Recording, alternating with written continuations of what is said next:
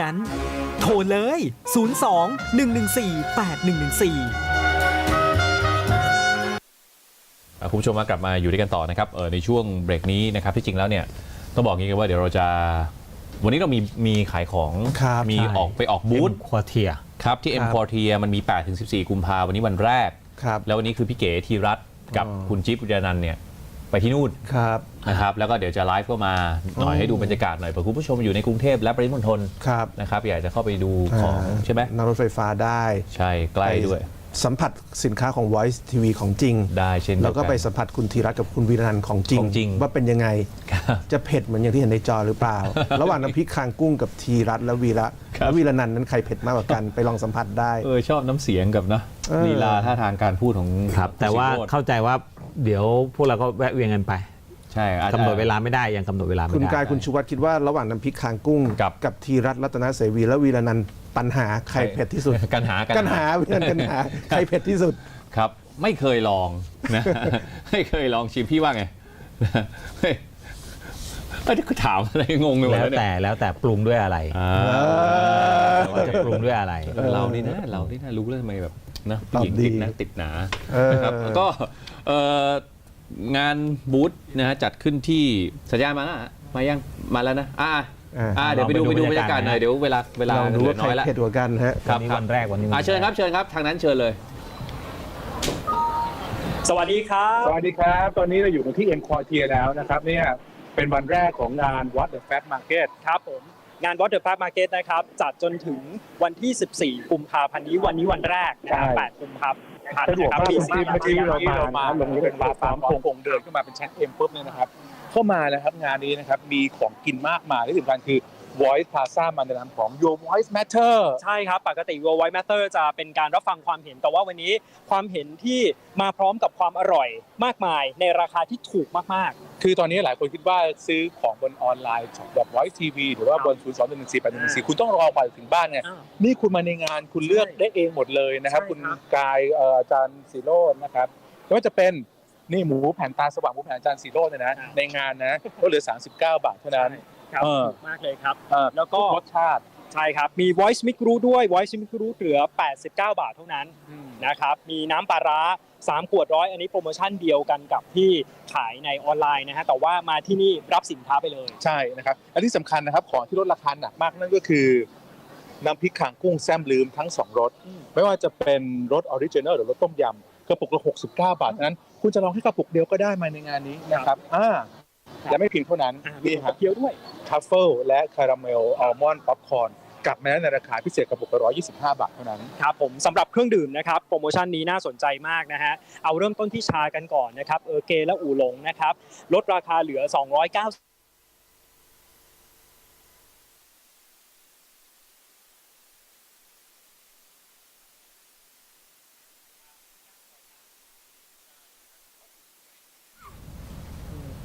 อันนี้ก็นะครับบรรยากาศอันนี้บรรยากาศเข้าใจว่านี่ที่เควิลเลจของกลางใช่มันมีปัญหาเรื่องสัญญาณนิดนึงด้วยเพราะว่านะครับเมื่อกี้เราลองสัญญาณกันอยู่แต่ว่าก็นั่นแหละก็ว่าจะถามซะหน่อยว่าแล้วเครื่องหอมมีด้วยไหมเดี๋ยวกลับไปทางนู้นก่อนเดี๋ยวกลับมานี่ใหม่จะได้ไปดูข่าวต่อนี่เดินแล้วนี่ 2,000 บาทแถมนี่ครับกระเป๋า Your Voice Matter ปกติใบละ390 บาทเจ๊ก็ซื้อครบ 2,000 บาทนะครับเช่นถ้าคุณซื้อเซตเมื่อกี้990 บาทเพิ่มเงินอีกสักนิดหน่อยก็จะได้กระเป๋าผ้าอันนี้ไปด้วยนะครับซื้อครบ 2,000 บาทจะเห็นว่าเริ่มมีคุณผู้ชมนะครับแล้วก็ประชาชนทั่วไปแวะมาซื้อแล้วเมื่อเช้านี้เรามาเนี่ยโอ้โหมีอยู่คนนึงอาจจะเป็นท็อปสเปนเดอร์เลยนะพี่เก๋ซื้อไปเลย 2,000 บาทใช่เพราะ 2,000 คุณได้ถุงใบนี้ไปเลยนะครับใช่ครับยังมีสินค้าที่เป็นพาร์ทเนอร์ของเราด้วยอย่างที่หนาเอ็มนะฮะM Collagen นะครับปกติเนี่ยครับกระปุกละ790ในงานเหลือ3กระปุก 1,790 นะครับตัว M Probiotic นะครับปกติกระปุกละ 1,190 3กระปุกเหลือ 2,890 แล้วก็ M Accelera ปกติกระปุกละ690 3กระปุก 1,490 ก็จะหมายว่ากระปุกนึงเนี่ยลดลงไปเกือบกระปุกละ200 บาทถ้าซื้อครบ3กระปุกในงานนี้นะใช่ครับย้ำกันอีกครั้งหนึ่งนะครับสำหรับงาน What the Fab Market จัดขึ้นที่ DM Quartier ชั้น M นะครับเป็นชั้นเดียวกับทางเชื่อมรถไฟฟ้า BTS สาขาสายพร้อมพงษ์สถานีพร้อมพงษ์นะฮะตรง M Quartier ปุ๊บงานนี้ลงมาได้เลยอยู่กัน 10 โมงเช้าถึง 4 ทุ่มครับนะ รอทั้งอาจารย์น้องกายทุกท่านแวะเวียนมาที่บูธนี้เนาะ ใช่ใช่ นะครับ ครับ อย่าลืมนะครับ ต้องบอกอาจารย์สีโรจน์นะ เมื่อกี้ผมเห็นแฟนรายการของอาจารย์สีโรจน์เนี่ยพูดถึงตาสว่างแล้วบอกว่าต้องบอกอาจารย์สีโรจน์เลยนะฮะว่ามาพบกับแฟนรายการด้วยนะฮะ วัดเดอะแฟร์มาร์เก็ตนะครับที่เอ็มพอร์เทียชั้นเอ็มนะครับนี้แต่วันนี้ไปจนถึงวันที่ 14 กุมภาพันธ์นะครับเสาร์พาคนรับมาเดินได้ แต่ว่างานนี้มีตั้งแต่เช้าถึง 4 ทุ่มนะครับอย่าลืมนะครับเอ็มพอร์เทียสถานีพระเลิศพระ BTS ของผมนะครับกับวัดเดอะแฟร์มาร์เก็ตกับ Your Voice Matter นะครับ ครับ สวัสดีครับ สวัสดีครับ สวัสดีครับ ก็ ทำงานทั้งวันไปไม่ได้หรอวะวันนี้ ไม่บอกมาเลยดีกว่าจะไปเมื่อไหร่14 กุมภาไหม วันอังคารเนี่ยเป็นวันนรกทุก แถวนั้นมันมีสีเขียวอะ สีเขียว วันนรก สายเดียว ไม่ได้ไม่ได้รถไฟฟ้า มันจะไม่มีขบวนไหลขบวนชนกัน14 กุมภาเลย ฟังแล้วต้องอธิบาย เป็นไงเป็นไง วันอังคารไม่ได้ครับวันอังคารเป็นวันนรกครับคือเป็นวันที่ไม่ได้นอน เพราะว่าเรายุ่งหรือเปล่าวันที่14อ่ะใช่ไหม วันอังคารผมต้องเขียนบทความ เสร็จโอเวอร์วิวไปไม่ได้เหรอ เสร็จแล้วจะทำคลิปถึง5 ทุ่มครับ โอ้ยวันเดียวเองอาจารย์ปีหนึ่งมีวันเดียวเองวัน ทั้ง ไทย ทั้งสองคนนี้แหละว่าเอายังไงเนี่ยจะไปวันไหนเอาให้ชัดดีกว่า ปกติแล้วใช่ไหมแซวปกติ ยังไงเดี๋ยวเราก็ไปหาอะไรกินแถวนั้นอยู่แล้วแล้วก็แวะเวียนไป ใช่นะครับ นี่เราไปปกติ ถึง14กุม เรา ภา มันไม่มีค่าเท่าซีโร่หรอก ใช่ใช่เขาไม่เรียกให้เราไปเลยเห็นปะ แต่ไปคิดว่าจะไปเหมือนกันคือผมเนี่ยติดอารมณ์แบบถ้าคนดูยุเนี่ยผมไป ครับครับ คือถ้าคุณชูวัฒน์ยุเนี่ยไม่ ค ขึ้ น น ดูเยอะยุหน่อย คนดูยุ ก็ขึ้น ในการตาสว่างโทรเข้ามาไม่ต้องพูดเรื่องอะไรวันนี้ผมขอเรื่องเดียว ครับ ไปเอ็มคอเทียเมื่อไหร่ไปเอ็มคอเทียเมื่อไหร่ดีนะนะคุณสิโรจ ถ้า น์ คนดูยุนี่ขึ้นไปได้ ครับนะฮะก็ฝากด้วยนะสำหรับงานนี้นะ อ่า ใครที่ว่างก็แวะเวียนไป ชั้น นะ M ใช่ไหมครับ ครับ ชั้น M ชั้นรถไฟฟ้า ทางเชื่อมเลย พอรถไฟฟ้าพบทางเชื่อมเนี่ย ครับ BTS พร้อมพงษ์ ฝั่งหนึ่งเป็น Emporium เอ็มเพรียมอีกฝั่งหนึงเป็นเอ็มคอเทีย โอเค นะครับก็ 8-14 กุมภานะครับ ไปดู ครับ สินค้าของ Voice Plaza กันข่าวในช่วงนี้ ตกลงแล้วเรื่องของการนับคนที่ไม่ได้สัญชาติไทยเข้าไปอยู่ในจำนวนรัษฎรในเรื่องของการดำเนินการแบ่งเขตเลือกตั้งนี้ทางกกตก็ยืนยันนะว่าก็ชอบตามรัฐธรรมนูญนี่ผมหยิบมานิดเดียวกัน ก็ยืนยันแหละแบ่งเขต 400 เขตถูกต้อง ครับ ยึดหลักเกณฑ์ตามกรอบรัฐธรรมนูญ ต้องนับตามข่าวเขาใช้คำว่าต่างด้าวคือคนต่างชาติแรงงานประเทศเพื่อนบ้านเนี่ยนะฮะรวมด้วย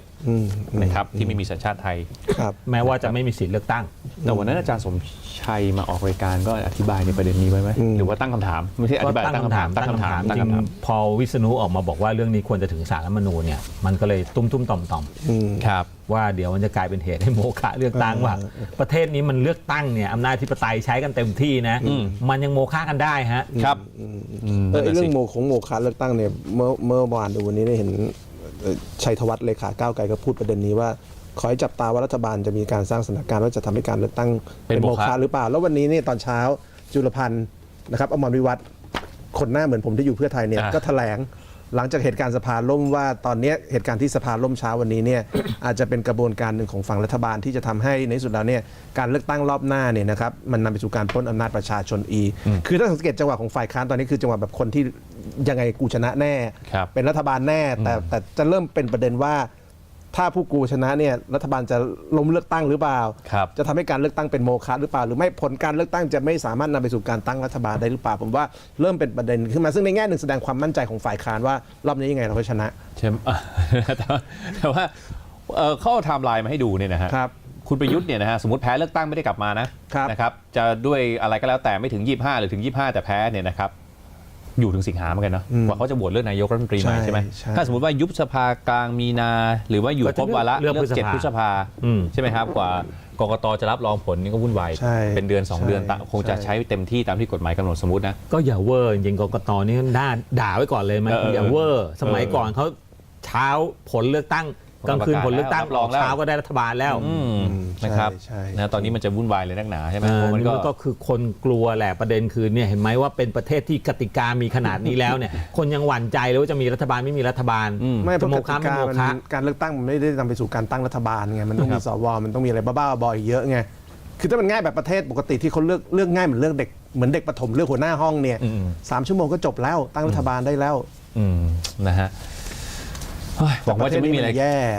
หวังว่าจะมันไม่ปกติจริงๆนะ มัน คือ ไม่ปกติ มันเลยทำให้เรารู้สึก แต่ว่าเหตุที่ ห จะ ลอน ทำ ไป ให้ หมด เกิด เลย โมฆะเนี่ยตอนเนี้ยมันอาจจะมีเรื่องเดียวคือเรื่องไอ้นี้แหละ เรื่องนับต่างด้าวไม่นับต่างด้าวอยู่ในบัญชีของราษฎรไทยอ่ะ อ้าวแล้วถ้าอย่างนี้นับอย่างนี้สมมติว่าโมฆะขึ้นมานี่ใครติดคุกเนี่ยกกตต้องติดคุกนะ กกตก็ปัญหา จ่าย กก แพ่ ต งอีกตั้งกี่พันล้านนะ ไง ถูกไหม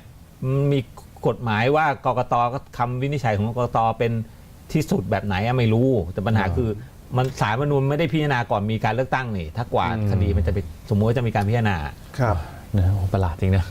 แต่บิ๊กป๊อกก็ยืนยันนะ ว่า ว่าต้องนับด้วย โมฆะเอาไม่ใช่ นับต่างด้าวด้วย นับเด็ก โอเค ต่ำ18 ด้วยเด็กต่ำ18 ก็ไม่ได้มีสิทธิ์เลือกตั้งใช่ไหมล่ะ แต่เขาเป็น ก็นับด้วย ประชาชนเหมือนกัน แต่นี่คือว่ามันมีปัญหาเรื่องคนก็ไม่รู้มาก่อนเรื่องนี้พูดจริงคนก็เอ๊ะนับต่างด้าวด้วยเหรอก็ตกใจอะไรเงี้ย แต่ จ ฝั่ง ริงๆ คุ ต่า ณ ง ส ด้าว มชัยก็พูดประเด็นนี้ก็คล้ายๆกันเนาะ อืม มันคนที่ตั้งประเด็นนี้ก็น่าสงสัยว่าตั้งทำไมเหมือนกันนะครับ ใช่น่ะสิเริ่มมาปั่นในช่วงนี้ให้เราประสาทแดกเล่นๆอีกนะครับ แต่ถ้าจะเป็นโมฆะมันอาจจะไม่โมฆะครั้งเดียวป่ะ อืม ครั้งก่อนหน้านี้มันก็นับ มันจะโมฆะใช่ไหมผมว่าไม่โมฆะหรอกแต่ว่ามันคือความล้มเหลวของระบบในประเทศเนี้ย ใช่ มันทำให้เรื่องอะไรบางอย่างที่มันเป็นเรื่องปกติแล้วแต่คนไม่รู้อะมันถูกกลับมาพูดเหมือนกั คื น อ นะ ประชาชนหวาดระแวงว่าชนชั้นนำจะเล่นขี้โกง แล้ว นั่นน่ะคือสิ่งที่ประชาชนระแวงว่าประเทศนี้ชนชั้นนำพร้อมโกงไง ใช่ แล้วเรื่องโกงเนี่ยแต่ละเรื่องเนี่ยมันน่าไม่อายอ่ะ ใช่ เหมือนตอนที่ไทยรักไทยการเลือกตั้งปี 48 หรือ 49 ที่โดนหรือแบบหันก้นออกข้างนอกการเลือกตั้งเลยโมฆะอย่างเงี้ยก็ทุเรศ ใช่ใช่ ตอนคุณยิ่งรักษณ์ปี 57 ตอนนั้นก็แบบมีคนไปขโมยหีบเลือกตั้ง การเลือกตั้งไม่สามารถจัดพร้อมกันได้ทุกจุด เป็น ก็เลยต้องเป็นโมฆะ ครับ โอ้ยอย่างนี้มันล้มการเลือกตั้งโคตรง่า โค ย ตร เลย ง่าย ล้มการเลือกตั้งหนึ่งหน่วยทั้งประเทศต้องโมฆะแต่ประเทศนี้มันเป็นแบบนี้มันน่าระแวงจริง ใช่ ๆเนี่ย แล้วคนที่สั่งล้มเราทำอะไรเขาไม่ได้เลยนะเดี๋ยวโดนคดี ฮะ นะฮะหมายถึงว่าไอ้ตัวตุลาการนะพูดตรง ครับ นะครับเราก็วิจารณ์อะไรมากก็เดี๋ยวมีปัญหาอีกใช่ไหม ครับ เฮ้ยก่อนจะจบรายการวันนี้มีเวลาเหลืออีก5 นาทีเนี่ยผมไปเรื่องนี้หน่อยนะครับผมไปเรื่องมันมีใน Twitter ของนักเรียนเลวเขามาแชร์ใช่ไหม ใช่ คืออย่างนี้ย้อนกลับไปก่อนนะเนี่ยถ้าเราเห็นในตัวประกาศของกระทรวงสาธารณสุขนะที่ลงนามโดยรัฐมนตรีคุณตรีนุชเทียนทองเนี่ยนะฮะตอนนี้คือยกเลิกเรื่องระเบียบทรงผมของนักเรียนใช่ไหม ครับ นะฮะต่อจากนี้ไปคือตอนนั้นหลายคนก็กังวลนะยกเลิกอย่างนี้กระทรวงไม่นี้แล้วก็เป็นดุลพินิจของผอโรงเรียน แต่ละโรงเรียนเลย โอ้โหนะคนที่ถ้าสมมติเจอผอที่บ้าอำนาจขึ้นมาเนี่ยซวยเลยนะครับ ถูกไหมจะยิ่งบ้าอำนาจมากกว่าเดิมล่าสุดเนี่ยทวิตเตอร์กลุ่มนักเรียนเลวเนี่ยนะครับได้มีการผุดแฮชแท็กนะฮะหนึ่งขึ้นมาแล้วนำเสนอนะครับภาพนิ่งและคลิปกรณีมีครูชายโรงเรียนแห่งหนึ่งอันนี้ที่ไหนฮะที่เพชรบูรณ์นะครับถือกรรไกรเดินตัดผม ครับ นะครับนักเรียนชายที่มีผมยาวกว่าปกตินะครับคือไปก้อนผมแล้วก็เป็นมันก็จะแหว่งๆใช่ไหม ครับ ไม่ได้กล้อนคนเดียวฮะทั้งแถวฮะ ที่ผมเคยโดนตอนเด็กอะแล้วเพื่อนก็จะล้อไงถูกไหมไม่ว่าแบบหนูไปแทะมาหรืออะไรอย่างเงี้ยนึกออกไหมฮะซึ่งประเด็นก็คือว่าพอมันมีภาพอย่างนี้ออกมาเนี่ยนะครับทำให้ทางผอนะครับเห็นบอกว่าต้องมาชี้แจงใช่ไหม ฮะ นะฮะไม่รู้เขาชี้แจงว่ายังไงบ้างนะเห็นบอกว่าตั้งใจจะตัดผมให้นักเรียนไงนะที่ผมไปอ่านดูมาเนี่ยนะ ตั้งใจตัดไม่ใช่อย่างนี้มันตั้งใจตัดให้อายแล้วเด็กต้องไปตัดผมสั้นหรือเปล่า อันนี้อาจจะตั้งใจแต่ว่าคลิปที่เห็นกัน อ่า ในโซเชียลมีเดียเนี่ยมันกล้อนผมฮะ ไม่ใช่อันนี้ พฤติกรรมการตัดทรงฮะ คลิปนี้ไม่ใช่คลิปนี้ที่เป็นประเด็นนะ ใช่ คนละเรื่องกัน ไม่ใช่คลิปนี้ อ่ะแต่ประเด็นคือครูเนี่ยผอบอกว่าผอที่โรงเรียนแห่งนี้ที่อำเภอบึงสามพันธ์ที่เพชรบูรณ์นะบอกว่าครูที่ปรากฏในภาพนั้นนะครับเป็นครูชำนาญการพิเศษนะที่กำลังตัดผมเด็กนักเรียนชายที่ผมยาวผิดระเบียบโรงเรียน เพื่อให้ไปรอเข้าคิวตัดผม ซึ่งทางโรงเรียนได้มีครูและช่างตัดผมประมาณ 4-5 คนที่จะทำการตัดผมให้กับนักเรียนชายเนื่องจากผมนักเรียนยาวจริงๆไม่ใช่การกลั่นแกล้งเอ้าเดี๋ยวก่อน ถึงผมนักเรียนจะยาวถ้าเขาไม่ได้เขายกเลิกแล้วไว้ผมทรงไรก็หัวผมไม่ฮะหัวเด็กไม่ ครูนี่เขาไปเรียนวิชาแถมาจากไหนเนี่ย อาจจะไม่เคยต้องตอบคำถามนะเอาพูดจริงๆนะเลยแบบสีข้างถลอกหมดแล้ว คือถ้าจะเข้าคิวอยู่แล้วคุณไปกล้อนเขาทำไม ใช่ เข้าคิวตัดผมอยู่แล้วคุณจะไปกล้อนผมเขาทำไม ใช่ ให้เขามีบาดแผลจิตใจทำไม ใช่น่ะอ๋อหรือเป็นการแบบมาร์กเอาไว้ว่าอ๋อนี่คนนี้ ไม่ใช่การกลั่นแกล้ง อ๋อแต่จากนี้ไป เดี๋ยววันไหนอาจารย์คนนี้จะไปผอจะไปตัดผมอะไรเดี๋ยวผมไปขอก้อนผมคุณได้ไหม ใช่ว่าจะถามพอดีอย่างนี้ผมไปคิวร้านตัดผมหลังจากนี้คือผมต้องให้ช่างเขาก้อนก่อนไม่รู้ว่าผมมาคิวแรกนี่ครับ ฮะผมไปขอมาร์กหัวผอคนนี้ก่อนได้ปะ นะฮะคือ ปา แล้ ด วคือ เถื่อนนะ ใช่แล้วผมยาวแล้วมันทำไมอ่ะนี่คือคุณนี่คืออะไรฮะเตรียม คื ตั อ ว อันนี้ เข้า อั เป็น นนี้ ท ตัด หาร ผ เกณฑ์ ม เหรอ อันนี้ตัดผมให้ไม่มีปัญหาหรอก เออ แต่ว่าภาพที่ว่อนทั่วเน็ตมันไม่ใช่ภาพนี้ คือจงใจทำให้แหว่งจงใจทำให้ทุเรศ อ่า ทั้งสองคนตอนเด็กๆเคยโดนมามุกเนี้ยผมก็เคยโดนตอน ผม เด็กๆ เคยโดนผม เอ ประ อ จำ พวก เลย ครูเขาทำ ยาวหน่อยคือเอามือจับอย่างนี้ใช่ไหมพอมันเลยนิ้วมาเนี่ยนะฮะ ก็ตัดก็บอกอ่ะ แล้วก็ ไม่โดน จงใจจัดตัดให้แหว่งๆให้มันทุเรศ ใช่ก่อนผมจะไปร้านตัดผมคือตอนเย็นอ่ะ จริงๆอันนี้ก็ป่าถือว่าเป็นการลงโทษที่ป่าเถื่อนนะ ใช่ แล้วก็สามารถคืออาจจะอ้างว่าผมไม่ได้ตัดผมพวกคุณนะแต่ทำให้คุณอับอายจนคุณต้องไปตัดเอง นะฮะ คือคนเป็นครูเนี่ยควรจะตรงไปตรงมานะความซื่อสัตย์ควรจะเป็นพื้นฐานหนึ่งของคนเป็นครูนะ เลยว่าทำนี้มันอยู่ในระบบอำนาจนิยมนี้มานานแล้วไงเนาะเรื่องของการที่ครูมีอำนาจระดับนี้ ป่าเถื่อน นะครับ มันก็เอาจริงยิ่งฟังการชี้แจงนี่ก็แบบเนาะ มันไม่เคารพกันอ่ะคุณเขาเป็นนักเรียนคุณก็ต้องเคารพเขานักเรียนก็เคารพครูในฐานะที่เป็นครู ครับ ใช่ไหมไม่ใช่มาทำกันแบบนี้ ครับไหนๆกระทรวงก็ประกาศระเบียบออกมาแล้วไหนกระทรวงเห็นภาพอย่างนี้ทำอะไรหน่อยได้ไหมครับนะครับ ก็นี้ก็เป็นปัญหาที่เตือนมาตั้งแต่ต้นแล้วว่าคุณออกระเบียบแบบนี้มันเท่ากับฟรีให้โรงเรียนต่างๆเขาไปก้อนผมเด็กอ่ะ ใช่ นั้นคุณต้องออกระเบียบเพื่อประกันสิทธิ์ ครับ ไม่ใช่ออกระเบียบแบบฟรีให้กับอำนาจที่มันพอคนมันมีอำนาจมันก็ ใช่ อำนาจเหนือกว่ามันก็รังแกอย่างนี้แหละ ใช่ แล้วเราไม่รู้ว่าครูที่ทำแบบนี้แต่ละคนเป็นคนที่แบบเป็นคนบ้าอำนาจเป็นคนลูกแก่อำนาจ อะไรอย่างนั้นมา เป็นพวกเผด็จการอยู่แล้วหรือเปล่า หรือเปล่า ที่แบบกูมีกันไกลในมือกูกล้อนมึงเลย อะไรอย่างนั้น แล้วก็มาแบบร้องโอ้ผมทำเพื่อหวังดีอยากให้เด็กตั้งใจเรียนคือ ครับ ไม่เกี่ยวหรอกครับ ครับนะฮะ รู้ก็รู้อยู่ว่ารัฐบาลเป็นตัวแบบที่ไม่ดีอยู่แล้ว ครับ ใช่ไหมคุณก็ต้องป้องกันอย่างนี้ในระดับโรงเรียนด้วย ครับนะฮะก่อนจะจบรายการ ครับ มีโพลนิดนึงนะฮะวันนี้มันมีข่าว คือเราไม่ได้เอาเป็นข่าวแบบข่าวเต็มๆก็คือเราพูดประเด็นนี้ขึ้นมาคือตระกูลคุณปลื้มตระกูลบ้านใหญ่แห่งชลบุรีนะครับก็ย้ายซบเพื่อไทยมีการเปิดตัวอะไรกันมานะครับวันนี้แหละก็เวกัพไทยแลนด์โพลวันนี้ก็ถามคุณผู้ชมแล้วกันนะว่าเสียงของคุณมีความหมาย ทีมชลบุรีมาอยู่เพื่อไทยช่วยทำให้ทีมชลบุรีใช้คำว่าเป็นทีมแบบอดีตพลังชนอะไรอย่างเงี้ยนะฮะบ้านใหญ่ชลบุรีอ่ะนะฮะมาอยู่เพื่อไทยจะช่วยทำให้คนเมืองชนนั้นเลือกจนแลนด์สไลด์ยกจังหวัดตั้งรัฐบาลได้ไหมนะครับก็มีทั้งได้แน่นอนแหละแหมแข็งแกร่งระดับนี้ใกล้ชิดชาวบ้าน2อาจจะได้แต่เลือกตั้งรอบนี้ตัวเลือกเยอะ3ไม่ได้แน่นอนอีกทีมแข็งนะครับอีกทีมนึงนี่คือใครฮะคุณสุชาติชมกลิ่นไงใช่ไหม ใช่ รวมไทยสร้างชาติเขาก็หวังเขตหวังจากชลบุรีก็คงเป็นจังหวัดที่เขาก็หวังมาแล้วเนาะ ก็น่าจะเป็นกอบเป็นกรรมสุดที่เขาหวังอะ ที่หวังไว้นะครับก็หมดเวลาแล้วนะฮะ ครับ สำหรับรายการในวันนี้นะครับก็เราลาไปก่อนติดตามอาจารย์ศิโรจน์ต่อในรายการตาสว่างนะครับผมภูชวัฒน์ลาไปก่อนนะครับพบกันใหม่พรุ่งนี้สวัสดีครับ